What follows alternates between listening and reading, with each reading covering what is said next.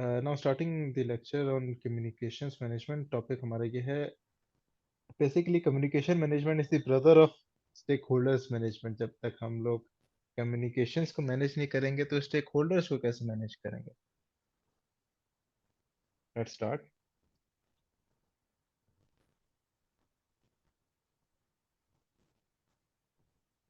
Basically जो हमारा stake holder engagement plan है वो आइडेंटिफाई करता है कि हमें स्टेक होल्डर को मैनेज करने के लिए क्या क्या स्ट्रेटजी चाहिए होंगे और उनको किस तरह से इफेक्टिवली हम एंगेज कर सकते हैं। और ऑन द अदर हैंड, जो आपका कम्युनिकेशंस मैनेजमेंट प्लान होता है वही स्ट्रेटेजीज किस तरह से आपने अप्लाई करनी है, ठीक है, उनको कम्युनिकेट किस तरह से करना है, वो डिस्क्राइब्ड होता है communications management plan.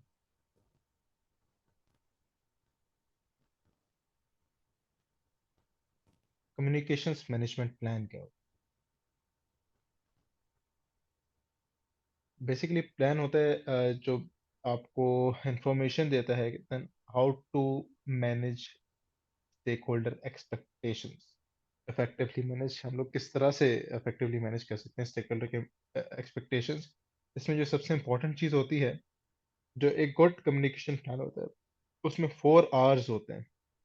Right information at the right time to the right people to have the right impact. ये 4 चीजें थी, 4 R's ऑफ कम्युनिकेशन, जो कि मेनली आपका कम्युनिकेशन मैनेजमेंट यहाँ पे इसी पे बेस्ड ऑन दिस होती है। जहाँ पे भी अगर इंफॉर्मेशन का मसला आ रहा है, ये वो पूछेगा भी किस डॉक्यूमेंट में आप देखेंगे, आप कहेंगे यार communication management.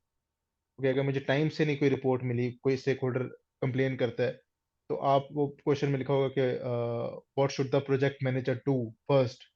You will look into the communications management plan.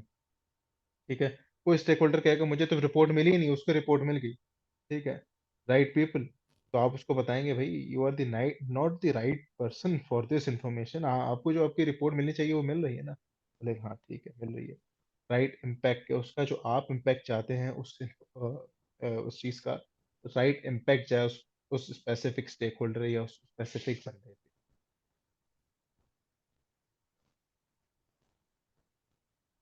Communication management plan के क्या क्या कंपोनेंट्स होते हैं, इसके अंदर क्या क्या चीजें होती हैं। स्टेक होल्डर की कम्युनिकेशन रिक्वायरमेंट्स होती हैं कि उसकी क्या क्या, हर स्टेक होल्डर बताते हैं मेरी ये कम्युनिकेशन रिक्वायरमेंट है, वो होती हैं। उसके अंदर इंफॉर्मेशन होती है जो कि कम्युनिकेट करनी है, और क्या लैंग्वेज हम यूज़ करेंगे वो उसके अंदर लिखी हुई होती है। टाइम फ्रेम क्या होगा कम्युनिकेशंस का, फिर फ्रीक्वेंसी कब कब हमने क्या क्या चीज़ भेजनी है, कौन सी रिपोर्ट कब भेजनी, क्या है फ्रीक्वेंसी उसमें लिखी हुई होती है।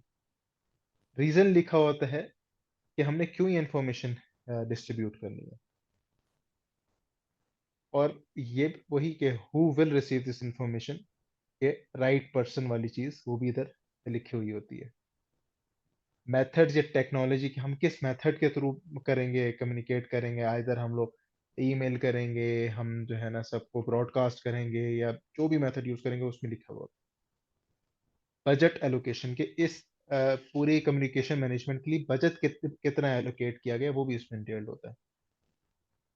एस्केलेशन प्रोसेस भी इसमें लिखा होता है कि अगर कम्युनिकेशन का कोई इशू आता है तो उसको किस तरह से एस्केलेट करेंगे, किस तरह से, मतलब अगर प्रोजेक्ट मैनेजर के बस की बात नहीं है तो उससे किस तरह से एस्केलेट करेगा। मेनली ये वही चीज़ है जो हमने फंडामेंटल्स वाले लेक्चर्स में डिस्कस की थी, एस्केलेशन वाली, जो 2x2 का ग्रिड था।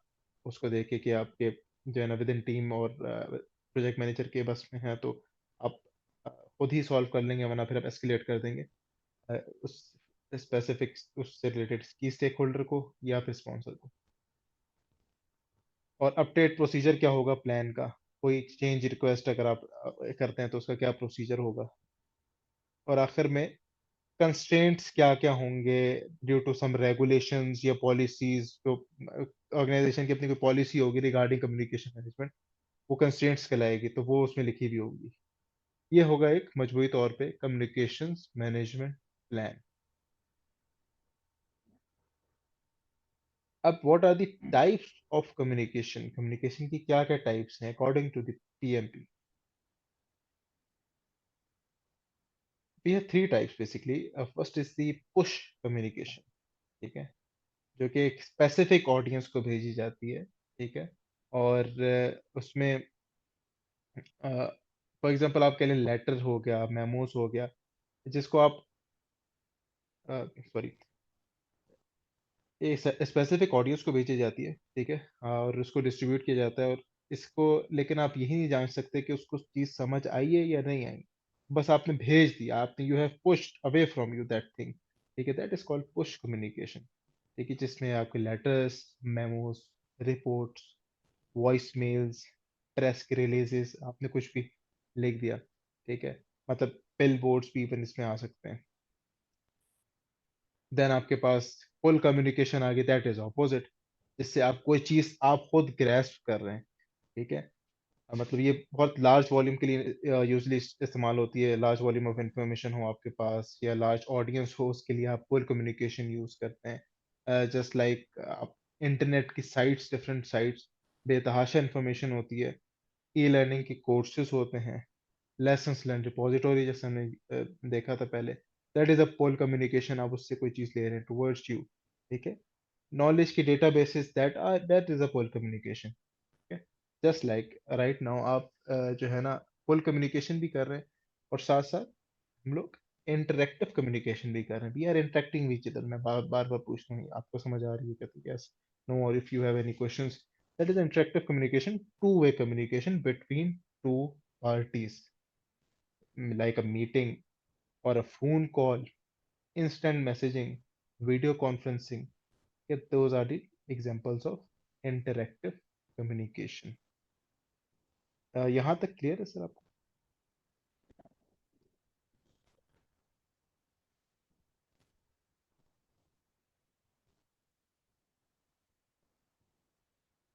Okay.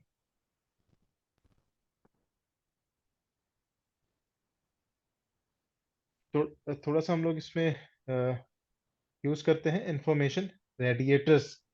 What are information radiator? जैसे कि नेम बता रहा है इसका कि it's something that radiates information, ठीक है।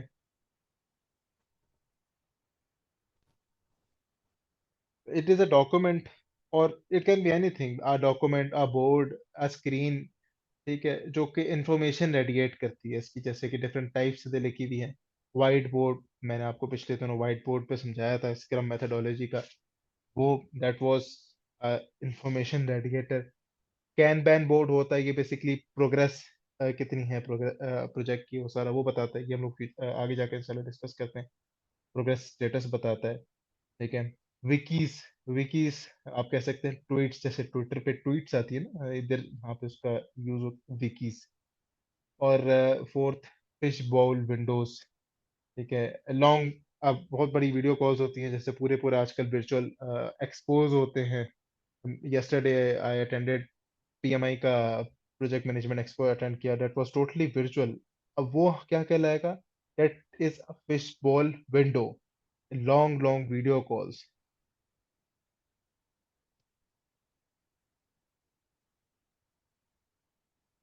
Moving forward, what is a communication model? Communication basically काम किस तरह से करती है, अब क्रॉस कल्चरल कम्युनिकेशन किस तरह से काम करती है, क्या है वो हम पर। क्रॉस कल्चरल कम्युनिकेशन मॉडल, ये हमारा क्रॉस कल्चरल कम्युनिकेशन है, मॉडल है। ये घबराने की बिल्कुल बात नहीं, बहुत आसान सा मॉडल है। इसमें आप सबसे पहले देखेंगे,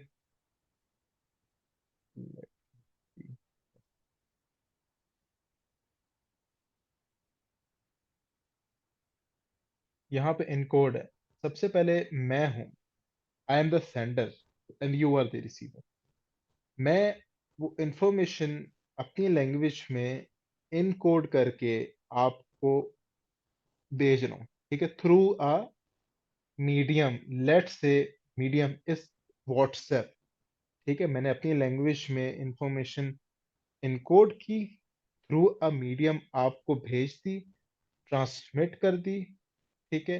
and you being the receiver, आपने अपने लैंग्वेज में अपनी अंडरस्टैंडिंग के लिए उसको डिकोड कर दिया, उसको डिकोड कर दिया। ये इंफॉर्मेशन मॉडल है। इसमें और क्या होगा, अब आपने डिकोड कर दिया, आपने साथ ही साथ एक एक्नॉलेज का ना मैसेज भेज दिया कि यस आई हैव रिसीव्ड, ठीक है। ये नहीं कि I have understood, only that I have received. इसमें अब आप जब मैसेज पढ़ लेंगे, then you will encode it. आप एक फीडबैक मैसेज बनाएं मुझे देने के लिए, ठीक है, इसमें आप अपनी लैंग्वेज में उसको इनकोड करेंगे सिमिलरली, ठीक है, तो एक फीडबैक मैसेज होगा, और मेरे पास, then I will be the receiver, और वहां पे I will decode that information in my own, for my own understanding, जो जो कि मुझे समझ आ सके। ये है क्रॉस कल्चरल कम्युनिकेशन। मतलब मैं फॉर एग्जांपल एक पाकिस्तानी हूँ, मुझे उर्दू आती है, और जो है ना, आप for example French speaking person है, तो for this type of cross cultural communities ये कम्युनिकेशन मॉडल फॉलो होता है। अच्छा, अब इसमें छोटी छोटी सी ना, ये आप देख रहे होंगे नॉइजेस आ रही हैं। अब what are these noises are basically anything which affects the communication.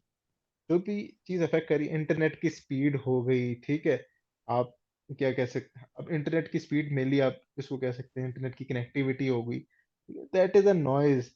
आपको क्या कहते हैं कि और भी एग्जांपल्स हो सकती हैं काफी। चलिए उसके बारे में सोच के इंशाल्लाह आपको बताता हूँ। लेकिन मेनली जो है ना, जैसे आप इंटरनेट अगर विचुअल आपकी कम्युनिकेशन मॉडल है, तो आप उसमें नॉइज आपकी क्या होगी, जो चीज़ आपकी अफेक्ट कर रही होगी इस पूरी कम्युनिकेशन को, that will the connectivity of the internet.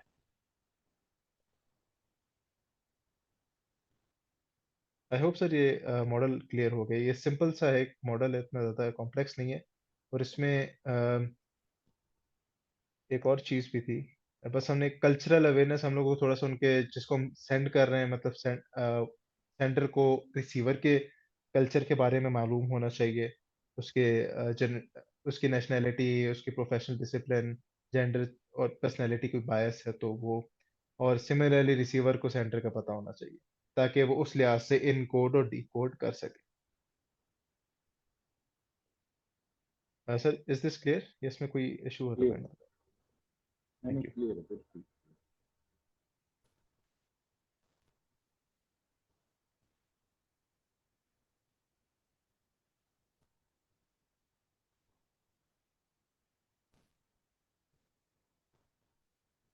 Okay, now the forms of communication, हमने पीछे टाइप्स पढ़ी थी, अब these are the forms of communication.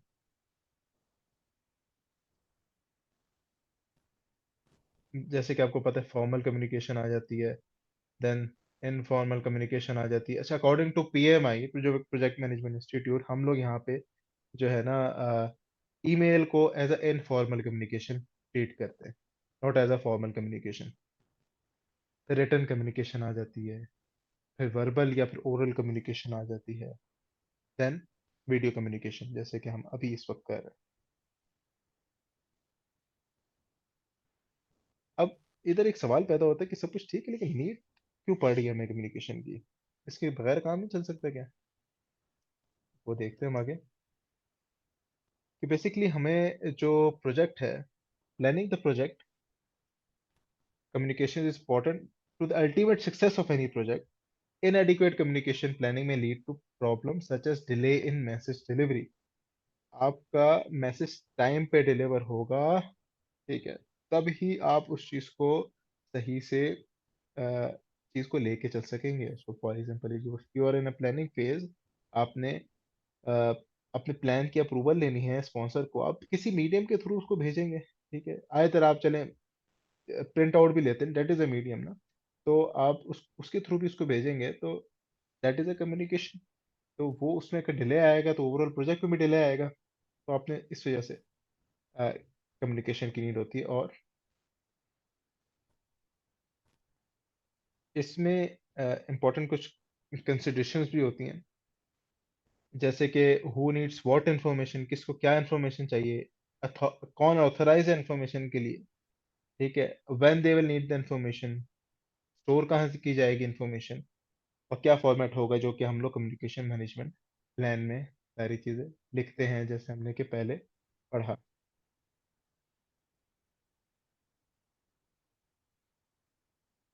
Similarly इसको हम लोग आगे लेके चलें तो, how the information can be retrieved, अगर इंफॉर्मेशन हमारी क्या कहते हैं डिलीट हो जाती है गलती से, तो कैसे रिट्रीव करें, क्या होगा? इधर हम लोग क्लाउड के स्टोरेज, गूगल क्लाउड होता है, गूगल ड्राइव है, हम उस पर डाल देंगे, या फिर क्या कहते हैं कोई हम लोग हार्ड ड्राइव में उसको डेटा को रखेंगे, क्या उसके रिट्रीवल की क्या कोई ना कोई उसके काउंटर एक्टिव हमने स्ट्रेटेजी बनाई भी होगी। उसके बाद जोग्राफिकल कंसिडरेशन होती है कम्युनिकेशन में, कि आपकी वेदर क्या है, टाइम जोन क्या है, कोई लैंग्वेज बैरियर तो नहीं है, जैसे कि हमने क्रॉस कल्चरल कम्युनिकेशन का मॉडल भी पढ़ा, ठीक है, उसमें उसकी कंसिडरेशंस होती हैं।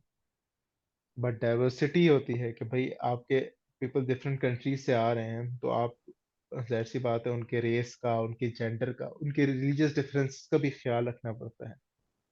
अच्छा, अब now there are two things जो इसके बाद देखेंगे, आप देख सकते होंगे, कल्चरल एंड पॉलिटिकल। अब ये चीज आपको और आपकी टीम को पता होनी चाहिए कि you should be culturally aware and you should be politically aware. यहाँ पे ये दो चीजें हैं। in this PMP, what is meant by cultural awareness and political awareness, आप इस पे देख सकते हैं कि cultural awareness is to adhere to the cultural standard। Culture जो होता है यहाँ पे इस the belief and behaviour of the group of और द ऑर्गेनाइजेशन, कि आपकी ऑर्गेनाइजेशन का बिलीफ क्या है, उसका क्या बिहेवियर है towards a certain thing, that is a cultural, you can say cultural thing, जिसके बारे में आपको अवेयर होंगे, then you will be called culturally aware. And then politically aware आ जाएगा। इसमें ठीक है, आप यहाँ पे पॉलिटिक्स, एक्सटर्नल पॉलिटिक्स की बात नहीं हो रही कि मुल्क में क्या पॉलिटिक्स चल रही है, यहाँ पे विद इन दी ऑर्गेनाइजेशन की पॉलिटिक्स की बात हो रही है कि कि किसके पास पावर है, ठीक है, who has the power in making a certain decision, एक स्पेसिफिक डिसीजन देने की किसके पास अथॉरिटी है, किसके पास पावर है, दैट इज पॉलिटिकल थिंग, ठीक है, and that will be called a political awareness. तो यहाँ पे ये दो मेन पॉइंट्स यूज हुए हैं, जो कि आप अपने जब मॉक सेशंस और ये सारी चीजें करेंगे, ये एक फ्रीक्वेंटली आपको चीज सामने आ रही होगी। वो बोलेगा कि मुझे, टीम मेंबर बोलेगा प्रोजेक्ट मैनेजर को आके कि मुझे जो है ना कल्चरली एक मसला आ रहा है, एक बोलेगा मुझे जो है ना नहीं पता चल रहा कि पावर किसके पास और क्या है, तो आप फिर जो है ना उसको बताएंगे भाई इसके पास है या इसके पास नहीं है। तो उसके लिए आपको पॉलिटिकली अवेयर होना चाहिए। कम्युनिकेशन टूल हम किस तरह से सिलेक्ट करते हैं, यहाँ पे ये एक सवाल आ जाता है कि यार मैं कम्युनिकेशन टूल किस तरह सेलेक्ट करूँ।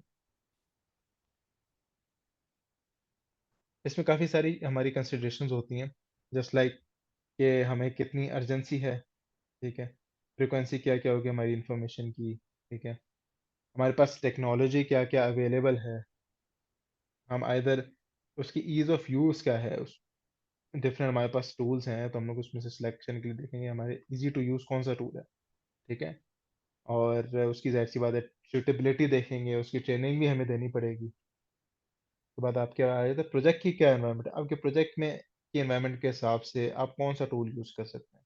आप ने आइदर वर्चुअल होंगे या फिर फेस टू फेस कोई आपको टूल, जैसे कि आप मीटिंग कर रहे हैं वर्चुअल में, जैसे जूम आ जाता है, जूम यूज़ करेंगे, को लोकेटेड एनवायरनमेंट होगी, आप एक ही जगह पे मौजूद हैं या नहीं, ठीक है, उसमें फिर आपके पास डेली स्टैंड अप आ जाता है, that is also communication tool, ठीक है।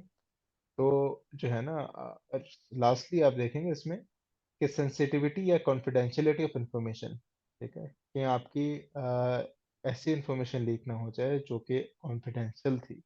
तो आप कोई ऐसा ही टूल सिलेक्ट करेंगे जो जिस पे सिक्योरिटी फीचर्स ज़रा अच्छे हों। अभी हमने पढ़ा प्लानिंग का, ठीक है, execution of communication plan. Now coming towards the monitoring and control part of the communication plan. Okay, अब जो प्लान मॉनिटर और कंट्रोल कौन करता है, आप प्रोजेक्ट मैनेजर ही करता है। पीएमपी का project manager he monitoring and control basically करता है, ठीक है, through out the project life cycle करता है, तो starting from initial till closing project manager उसको इंश्योर करता है कि इंफॉर्मेशन जो नीड्स हैं स्टेक होल्डर्स की वो पूरी हो रही हैं या नहीं। इसका की बेनिफिट क्या है प्रोसेस का, that it ensures an optimal information flow amongst all participants at any moment in time. वही कि हम लोग जो है ना at the right time, right information at the right time to the right people having the right impact, exactly वही चीज़ है कि ये इस चीज़ का बेनिफिट है, और वो यहाँ पे मॉनिटर कर रहे होते हैं कि भाई सही इंफॉर्मेशन जा रही है ना सबके पास। देन वो वेरिएंस एनालिसिस हम लोग करते हैं कि प्लान वर्सेस एक्चुअल। ठीक है, इसमें हम देखते हैं कि ओरिजिनल प्लान से तो डेविएट नहीं कर रहा, जो हमने प्लान की थी उससे डेविएट तो नहीं कर रहा जो हमारी एक्चुअल चीज जा रही है नहीं। ठीक है, अगर तो ओरिजिनल प्लान इफेक्टिव नहीं है तो आप प्रिवेंटिव मेजर्स लेंगे। ठीक है, और फिर प्लान को अपडेट करेंगे उस करेक्टिव एक्शन से। अपडेट करने के लिए हमें क्या चाहिए होगी? Change request. ठीक है, क्योंकि ये दिस इज अ प्लान, हम प्लान को अपडेट कर रहे हैं।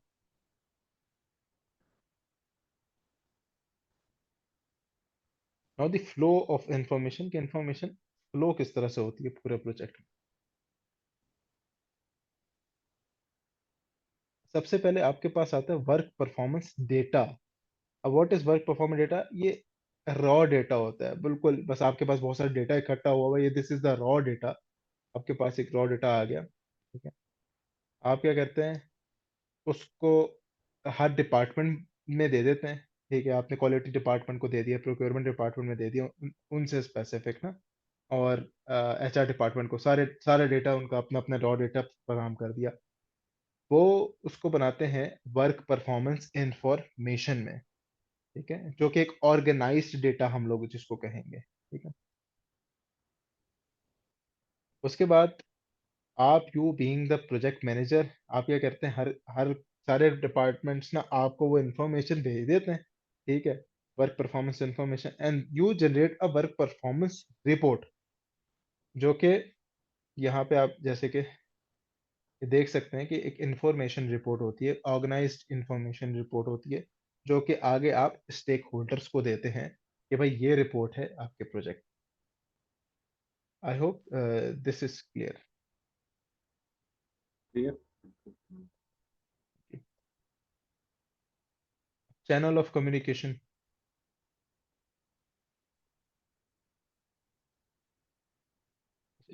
the project manager should consider the number of potential communication channels or paths or indicator complexity of basically channels कितने हैं आपने बनेंगे आपके प्रोजेक्ट में, कि कितने बनेंगे मेनली यहाँ पे ये बात हो रही है, ताकि आपको पता चले कि आपके प्रोजेक्ट की जो कम्युनिकेशंस है दोस आर सिंपल और कॉम्प्लेक्स। आप उसको उस तरह से डील करेंगे, उसके बजट की एलोकेशन उस तरह से करेंगे, उसको प्लान भी उस तरीके से ही करेंगे। उसका एक फॉर्मूला है यहाँ पे छोटा सा, ये आप काइंडली नोट कर लें। Communication channel is equal to N into N minus one divided by two. इधर जो एन है basically that is the number of stakeholders आपके प्रोजेक्ट में क्या है। इसमें एक चीज मैं और ऐड करूंगा कि if you are in a meeting, आपसे क्वेश्चन पूछा जाता है कि आप एक मीटिंग में हैं, आपके साथ 8 स्टेक होल्डर्स हैं, 10 स्टेक होल्डर्स हैं और 2 टीम मेंबर्स हैं, तो आप कम्युनिकेशन चैनल में अपने आप को भी काउंट करेंगे, तो टोटल आपके पास 11 हो जाएंगे। 8 दो स्टेक होल्डर्स जो मीटिंग में शामिल हैं, 2 आपके टीम मेंबर्स एंड 1 यू, तो टोटल 11 आपके पास नंबर ऑफ स्टेक होल्डर्स होंगे। फिर आप यहाँ पे कम्युनिकेशन चैनल डालेंगे तो आपका आंसर आएगा 55। तो आपको पता चल जाएगा कि 55 जो भी नंबर आता है कि आपका 55 नंबर ऑफ कम्युनिकेशन चैनल्स बनेंगे। ये जो है ना क्वेश्चन भी, दिस इज ऑल्सो इम्पोर्टेंट, ये भी note.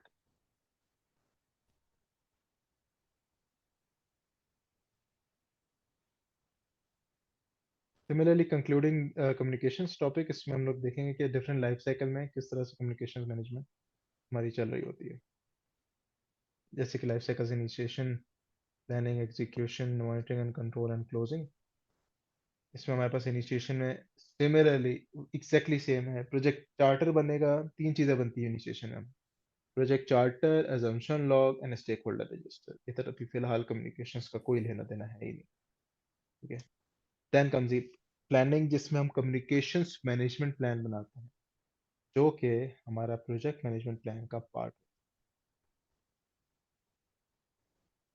Then comes the execution, उसमें हम लोग उस प्लान को एग्जीक्यूट करते हैं और मैनेज करते हैं। के बाद मॉनिटरिंग एंड कंट्रोल, जो कि हमने पहले डिस्कस किया डिटेल में कि हम लोग उसमें क्या करते हैं। इन शॉर्ट वेरिएंस एनालिसिस करते हैं, जैसे कि हम स्टेक होल्डर वाले टॉप स्टेक होल्डर्स मैनेजमेंट में भी करते हैं। प्लान एंड वर्सेस एक्चुअल देखते हैं कि भाई हमारी प्लान क्या थी और एक्चुअल क्या है। और सिमिलरली क्लोजिंग में हम क्लोज कर देते हैं कम्युनिकेशन।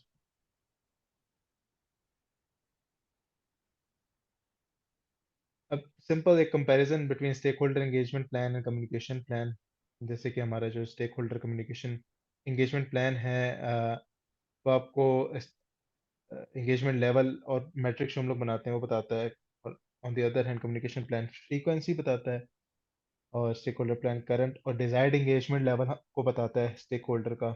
और कम्युनिकेशन प्लान आपको फॉर्मेट बताता है कि किस फॉर्मेट पे कम्युनिकेशन होगी। और स्टेक होल्डर प्लान स्ट्रेटजीज बताता है to satisfy the stakeholder. और communication plan language, then the stakeholder plan update updated as first thing when new stakeholders identified। जब भी नया स्टेक होल्डर आइडेंटिफाई होगा सारे प्लान्स तो अपडेट होने, मतलब स्टेक होल्डर प्लान सबसे पहले अपडेट होगा, उसमें उसके स्ट्रेटजीज बनाई जाएंगी, फिर कम्युनिकेशन प्लान उन स्ट्रेटजीज को देखते हुए कम्युनिकेशन प्लान अपडेट होगा। और ऑन द अदर हैंड जो आपका कम्युनिकेशन प्लान है वो डाइवर्सिटी उसमें इंक्लूड होती है।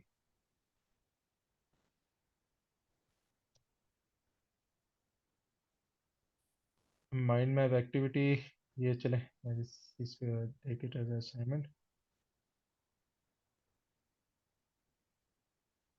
अच्छा, अभी हमने पहले भी ये डिस्कस किया, दोबारा है वो रिपीट दिस थिंग कि how to solve PMP question. Step one, सबसे पहला स्टेप ये है कि यू शुड स्लो डाउन। आराम आराम से क्वेश्चन को पढ़ना है इनिशियली। अभी आपको कोई भी टाइम बाउंड क्वेश्चन आंसर्स नहीं मैं दे रहा, क्योंकि अभी फिलहाल आपका माइंडसेट बनाना है पीएमपी क्वेश्चंस का कि किस तरह से क्वेश्चंस आते हैं। सेकेंडली, सबसे पहले आपने लास्ट लाइन पढ़नी। मेजोरिटी ऑफ द टाइम आपकी लास्ट लाइन पढ़ेंगे and you will be knowing the answer. को पता चल जाएगा कि कहाँ से किस टॉपिक से ये चीज़ आई भी और मैंने किस तरह से लेके चला। पहले लास्ट लाइन पढ़ेंगे, फिर आप उसके क्वेश्चन भी पढ़ लेंगे, then you will read the options जो जो दिए हुए हैं। उसके बाद में कीवर्ड्स फाइंड करने हैं कि फॉर एग्जांपल प्रोजेक्ट के किस फेज से है, इनिशिएशन से है, प्लानिंग से है, किस फेज से है, किस टॉपिक से है। वो कीवर्ड्स छोटे छोटे से लिखे होंगे, आपने वो फाइंड करने। देन आपने एलिमिनेशन टेक्निक यूज करनी। अराउंड 90% ऑफ द टाइम आपको 4 ऑप्शंस दिए जाएंगे, उसमें से 2 जो है ना सीधे सीधे एलिमिनेट हो जाएंगे, जिसका लेना देना ही नहीं होगा उससे। ठीक है, और आपका होगा बाकी 2 रह जाएंगे, उसमें से you will B choosing the best answer, जो कि इसका बेस्ट आंसर होगा। तो उसमें आपने एलिमिनेशन टेक्निक जब तक यूज नहीं करेंगे आपको नहीं पता चलेगा वो 2 कौन से हैं जो सीधा सीधा एलिमिनेट हो रहे हैं। आखिर में आपके पास ऐसी बात है 100% में 50% तो चलेगा, then you are remaining with 50%, उसमें चांसेस ज्यादा हैं। आप तुक्का भी मारते हैं तो चांसेस ज्यादा हैं। तो स्टेप 5, रूट कॉज एनालिसिस। जो मैंने आपको बताया है कि आप क्वेश्चन आंसर सॉल्व करें, तो आपको हर टॉपिक के दिए गए हैं। और क्वेश्चन आंसर सॉल्व करने के बाद उसका रूट कॉज एनालिसिस, कोई भी क्वेश्चन सॉल्व करते हैं पीएमपी से रिलेटेड, आप देखें कि आपने उस क्वेश्चन से क्या चीज सीखी, what are your lessons learn, और उसको लिख लें कहीं पे। लिखने से बहुत ज़्यादा चीज़ आसान हो जाती है। इसको मैं एक एग्जांपल के साथ समझाता हूँ। इसमें सर ये क्वेश्चन है, ये देखें ना जरा, इसमें काइंडली मुझे बताएं व्हाट इज योर, सिंपल सा क्वेश्चन है, what do you think is the best answer. वो स्टेप्स काइंडली फॉलो करिएगा। Slow down, read the last line first.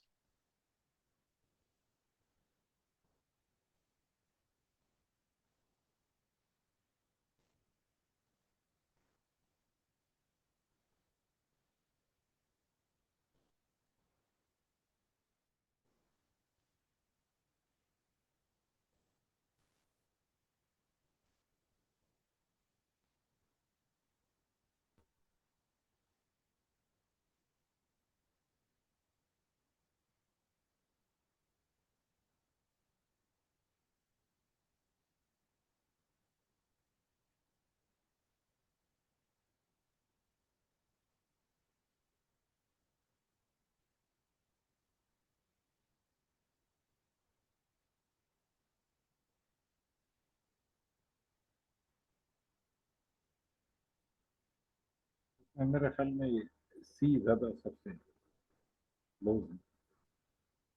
सिर्फ सी, आपके ख्याल से क्यों सी ज़्यादा सही है?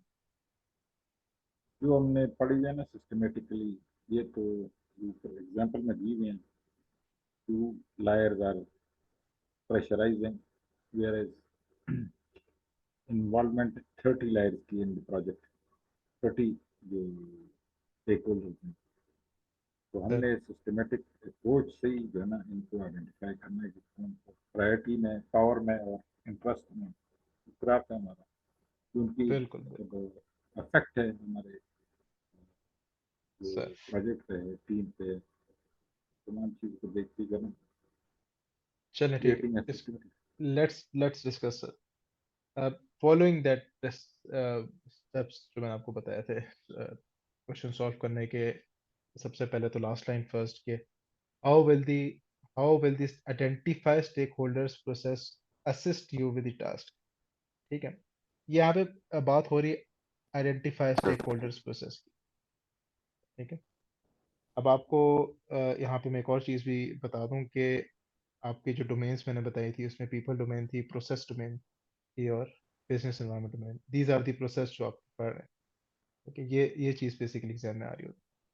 मतलब यहाँ पे वो आइडेंटिफिकेशन प्रोसेस की बात कर रहे हैं कि वो कैसे आपको हेल्प कर सकते हैं इस टास्क को कंप्लीट करने के लिए। ठीक है, क्वेश्चन भी लिखा हुआ, you are a newly hired project manager.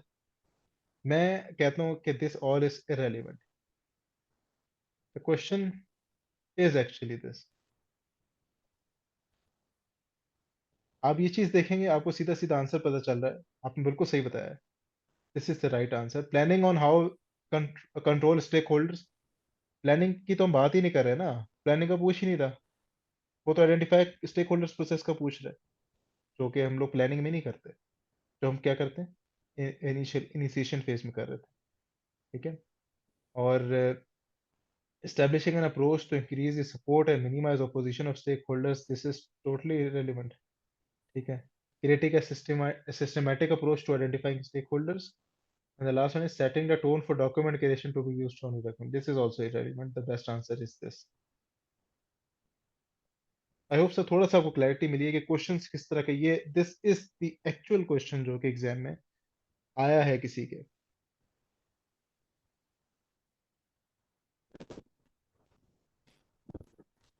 इसका ये मतलब नहीं है कि क्वेश्चन नहीं पढ़ना, लेकिन बात ये है कि आपके एग्जाम में टाइम मैनेजमेंट जाहिर सी बात है ज़रूरी है। देयर विल बी फेज जहाँ पे आपके पास टाइम कम होगा और क्वेश्चन ज़्यादा रह रहे होंगे, तो वहाँ पे ये वाली मेथडोलॉजी आपको बहुत ज़्यादा फायदा देगी। लेकिन जब जब आप इस पे प्रैक्टिस की भी होगी आप।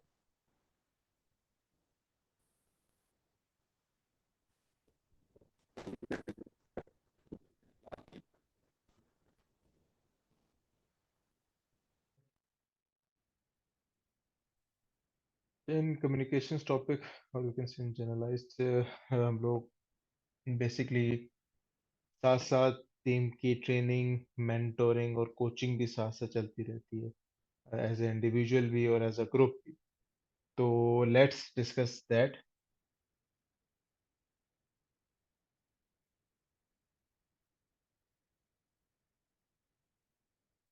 इफ अ स्पॉन्सर या स्टेक होल्डर या टीम मेंबर उसको कोई चीज़ नहीं समझ आ रही, तो किसकी जॉब है वो उसको समझाना। फॉर एग्जांपल ज़्यादातर उनको मसला मसाइल होते हैं अगर नया कोई टीम मेंबर आ रहा है। सर आवाज़ आ रही जी बिल्कुल आ रही है? है. जी जी। अच्छा, आई वाज डिस्कसिंग अबाउट कि जो है अ, हमारे स्टेक होल्डर को या इवन स्पॉन्सर को, हमारी या टीम मेंबर, किसी भी टीम मेंबर को कोई चीज़ नहीं समझ आती तो किसकी रिस्पॉन्सिबिलिटी होती है उनको समझाना या उनको ट्रेन करना या कोच करना उस चीज़ पे। फॉर एग्जांपल एजाइल पे किसी को, जैसे यहाँ पे मैंने लिखा हुआ है कि एजाइल की किसी को नहीं समझ आ रही कि यार एजाइल के किसी प्रिंसिपल क्या क्या, तो मैंने उसको ट्रेन करना है तो मैं खुद करूंगा उसको, I being the project manager. Basically project manager, as we are the project manager, we need to train, coach and mentor stakeholders and team। हम सबको मेंटर करते हैं। ये बात नहीं है कि स्पॉन्सर को, स्टेक होल्डर को कोई स्पेसिफिक चीज़ नहीं पता या उसके बारे में इल्म नहीं है, उसको ट्रेन करना है तो हम उसको ट्रेनिंग देंगे। बेसिकली ट्रेनिंग हमारी जो होती है वो स्किल्स, कोई भी स्किल्स सीखने हैं, कोई भी स्किल सेट नहीं है किसी में लैक करता है तो उसके लिए हम लोग उसको इंडिविजुअली या ग्रुप, एज अ ग्रुप को हम ट्रेन करते हैं। ठीक है, जब इसको हम अप स्किलिंग कह सकते हैं किसी भी टॉपिक पे। ठीक है, सेकंड आता है आपका कोचिंग। कोचिंग होता है कि जो आपकी स्किल्स है उसको किस तरह से अप्लाई करना है। ठीक है, वो कोई आपको क्या कहते हैं, आप मतलब बेसिकली आपने अपनी लर्निंग को प्रैक्टिस में किस तरह से लाना है, that is known as coaching. वो भी इंडिविजुअली भी हो सकती है या एज अ ग्रुप भी हो सकती है। लास्टली आता है आपका mentoring. Mentoring is basically long term relationship, professional relationship होती है, दैट इज कॉल्ड मेंटोरिंग। जिसमें एक जो थोड़ा सा लेस एक्सपीरियंस्ड इंडिविजुअल होता है वो मोर एक्सपीरियंस पर्सन के साथ रहता है, और वो बंदा उसको मेंटोर करता रहता है साथ साथ। अब इसका एक प्लान होता है, plan for training, coaching and mentoring के किस तरह से क्या चीज लेके चलनी है। Let's discuss that.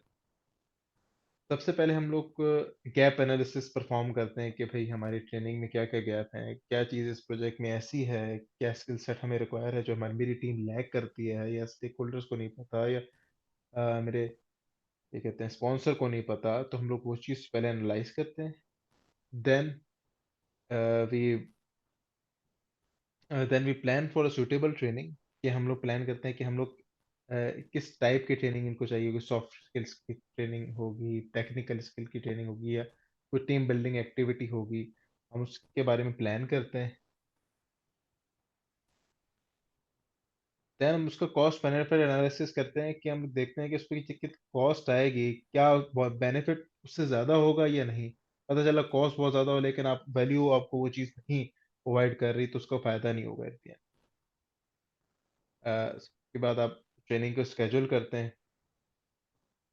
Then schedule करने के बाद आप ट्रेनिंग होती है ऑन ग्राउंड, और उसके बाद आप लोग उसको अप स्किल और ज़्यादा स्किल एनहांस करने के लिए उसकी सर्टिफिकेशन वगैरह आप ले लेते हैं। Just like take this example, आप इसकी ट्रेनिंग ले रहे हैं फॉर पीएमपी एग्जाम। देन आप उसको आप अपनी अप स्किलिंग करेंगे एग्जाम ऑन ग्राउंड दे के, सर्टिफिकेशन दे के।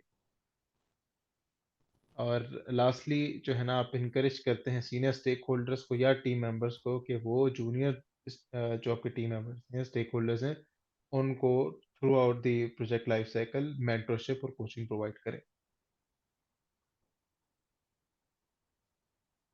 अब एलिमेंट्स क्या होते हैं एक ट्रेनिंग के। सबसे पहले तो ट्रेनिंग आपकी स्मॉल ग्रुप को भी दी जा सकती है, इंडिविजुअल को भी दी जा सकती है, किसी टीम को भी दी जा सकती है। इसमें आपके मैनेजेरियल टॉपिक्स भी, टेक्निकल या एडमिनिस्ट्रेटिव टॉपिक्स कवर हो सकते हैं। ठीक है, के बाद इसके डिलीवरी मॉडल्स होते हैं डिफरेंट, जैसे कि इंस्ट्रक्टर लेड होता है क्लासरूम, जैसे just like this virtual classroom, self based e learning, document reviews, interactive simulations, या फिर ऑन द जॉब ट्रेनिंग जिसको हम कहते हैं।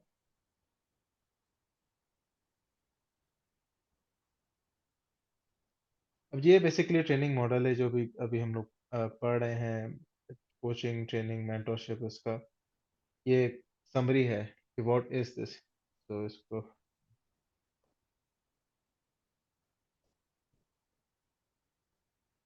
okay, सबसे पहले तो आप देखेंगे यहाँ पे, let's start from this side. Initially in the beginning हमें पूरी टीम को ट्रेन करना पड़ता है। ठीक है, इन द बिगिनिंग हम पूरी टीम को ट्रेन कर रहे हैं। ठीक है, और बीच में प्रोजेक्ट के दरमियान में आपकी टीम का जो है ना ट्रेनिंग आपकी पॉज हो जाती है, और फिर एट द एंड भी आपकी टीम की एक ट्रेनिंग होती है। ठीक है, अब वो एट द एंड जो ट्रेनिंग होती है बेसिकली जब आप क्या कहते हैं प्रोजेक्ट्स के लेसन्स लर्न या इस तरह से कोई चीज़ें लिख रहे होते हैं, तो आप उनको ट्रेन करते हैं कि यार आपने किस तरह से लिखना है, क्या है। और आप अक्सर हो सकता है बाद में क्या पता आप ऑपरेशंस को हैंड ओवर करना है, ऑपरेशंस टीम को। ठीक है, तो आप उनको ट्रेन करते हैं, ऑपरेशंस की टीम को भी और अपनी टीम को भी किस तरह से हैंड ओवर करना है। तो वो आपकी जो एज ए ग्रुप ट्रेनिंग है वो शुरू में ज़्यादा होती है, बीच में पॉज हो जाती है, और आखिर में फिर से एक दफ़ा ट्रेनिंग होती है। और इंडिविजुअल कोच जो ट्रेनिंग और कोचिंग है वो शुरू में नहीं होती, वो दरमियान में इंडिविजुअल कोचिंग जो जिसको कोई मसला आता रहता है, प्रोजेक्ट मैनेजर उसको डील करता रहता है, उसको ट्रेन करता है या कोच करता है, और एट द एंड वो चीज़ स्लो हो जाती है, वो चीज़ नहीं होती। ठीक है, ये एक सिंपल सा इसका जो है ना लाइफ साइकिल है। आई होप सर ये आपको क्लियर हो गया।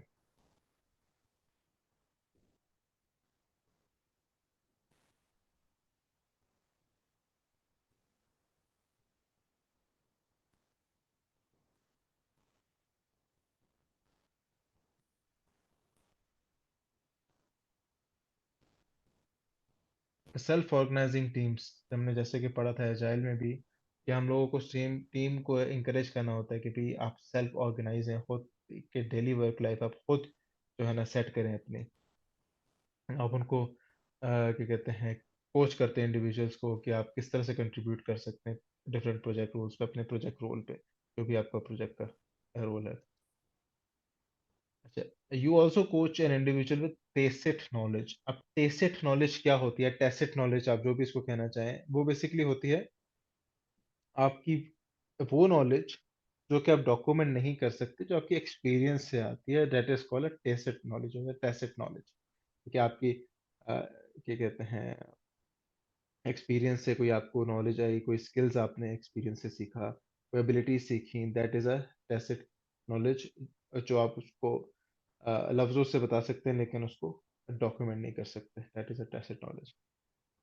Abuse servant leadership. Servant leadership mindset proper होता है कि इसकी हम लोग एग्जांपल लेते हैं कि who is a servant leader, के लाइक अ मदर और अ फादर। ठीक है, कि वो वहाँ पे होते हैं आपकी सपोर्ट के लिए, आपको कोच करने के लिए, आपको गाइड करने के लिए, और लेकिन आपको वो कभी गिरने नहीं देते, they never let you down और लेट यू फॉल। ठीक है। आपको एक चीज और इसमें एडिशन में आपको बताना चाहूंगा, जो हमारी पूरी पीएमपी है, बेशक एजाइल हो, प्रिडिक्टिव हो, जो भी है, उसकी जो डायनेमिक्स है उसमें हम लोग सर्वेंट लीडरशिप का ही माइंडसेट यूज करते हैं ज्यादा। ठीक है, कि आप जो सोचते हैं, क्वेश्चन एक परसीव कर रहे हैं, अनलेस उधर कुछ और मेंशन नहीं है, आप you are a servant leader in that particular scenario. ठीक है, इसकी मैं आपको वीडियो भी दिखाता हूँ स्लाइड के बाद। अ, आखिर में आप यूज करते हैं जॉब शेडोइंग, कोचिंग या मेंटोरिंग, ट्रांजिशंस के दरमियान जब नॉलेज ट्रांसफर हो जाता है, skills from project team to organisation. जैसे कि मैंने बताया, आप आखिर में भी टीम को ट्रेन करते हैं ताकि वो ऑर्गेनाइजेशन के लिए आपने जो लेसन लर्न रिपोजिटरी या नॉलेज डेटाबेस बनाना है, ठीक है, आप उसकी एक ट्रांजिशन होगी। ठीक है, आपने वो नॉलेज ट्रांसफर होगा, आप उस पर भी उनको ट्रेन या कोच करते हैं कि किस तरह से करनी है वो स्पेसिफिक चीज। ठीक है, now let's watch this video. आपको नजर आ रही है स्क्रीन से यूट्यूब पे?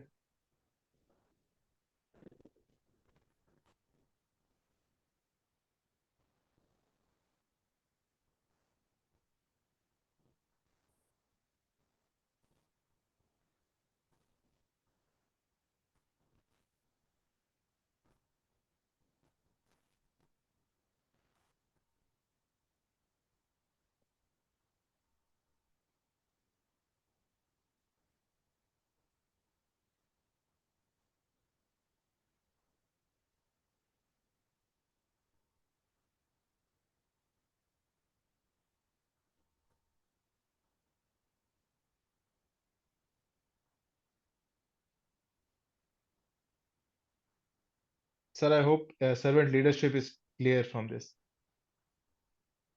बिल्कुल क्लियर है।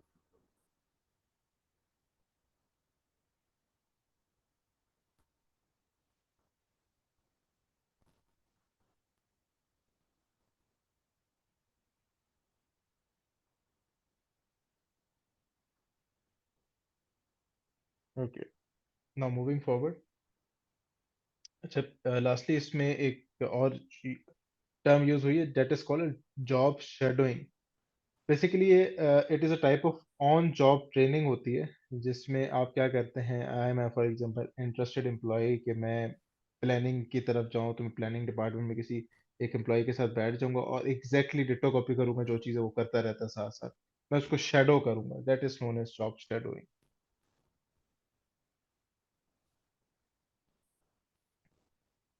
फिर आप मेजर करते हैं ट्रेनिंग आउटकम्स, आपने ट्रेनिंग दे दिया, आप उसको मेजर कैसे करेंगे, तो आप ट्रेनिंग के बाद परफॉर्मेंस असेसमेंट्स रख लेते हैं, या फिर जो है ना observation on knowledge skill improvement session रख लेते हैं, या उसकी कोई सर्टिफिकेशन के लिए आप अपनी टीम को भेज देते हैं कि भाई ये सर्टिफिकेशन कर लें। ठीक है, और उसको डिस्कस करते हैं, और एक मतलब ट्रेनिंग सेशन में डिस्कस करते हैं अपनी टीम के साथ, जिसको हम टीम रेट्रोस्पेक्टिव भी कह सकते हैं, कि व्हाट और द लेसन्स लर्न, आपने क्या क्या सीखा उस सेशन से? Okay.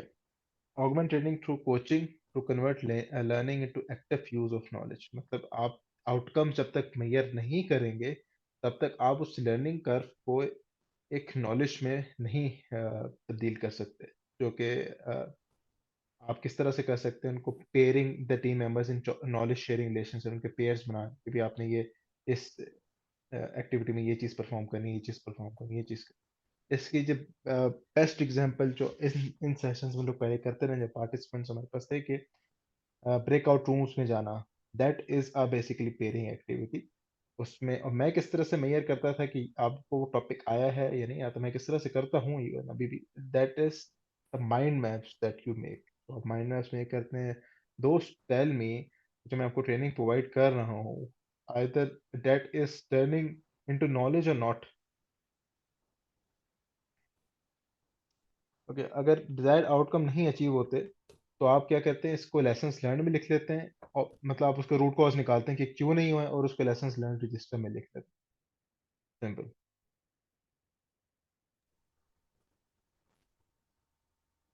Okay, maintain mentorships. Mentorships जैसे कि बताया कि वो लॉन्ग टर्म होती हैं, लॉन्ग टर्म पार्टनरशिप होती हैं, जो कि प्रोफेशनल ग्रोथ को इनेबल करती हैं। जॉब शेडोइंग आप उसमें करते हैं, जो कि आपको एक्सप्लिसिट और टेसिट दोनों नॉलेज, मतलब जो नॉलेज रिटर्न है और जो कि एक्सपीरियंस वाली नॉलेज है, दोनों ट्रांसफर करने में हेल्प करती है। Tailor to context and desired engagement, मतलब इसकी एग्जांपल दी है, some organisations use mentorship to train project managers and may use reporting to guide development, but others use an informal approach। कुछ फॉर्मल अप्रोच से उसको train कर देते हैं मेंटरशिप्स के जरिए, या फिर कुछ इनफॉर्मल अप्रोच के जरिए, कोई एक आध सेशन कर लिया, कुछ चीज़ बता दी टाइम टू टाइम। कुछ परमानेंट मेंटर्स उनके साथ अटैच कर देते हैं, कुछ इनफॉर्मल अप्रोच की तरह उनको ट्रेन करते हैं। इसका ये कॉन्टेक्स्ट। में थैंक यू। इसमें आपको छोटा सा क्विज है।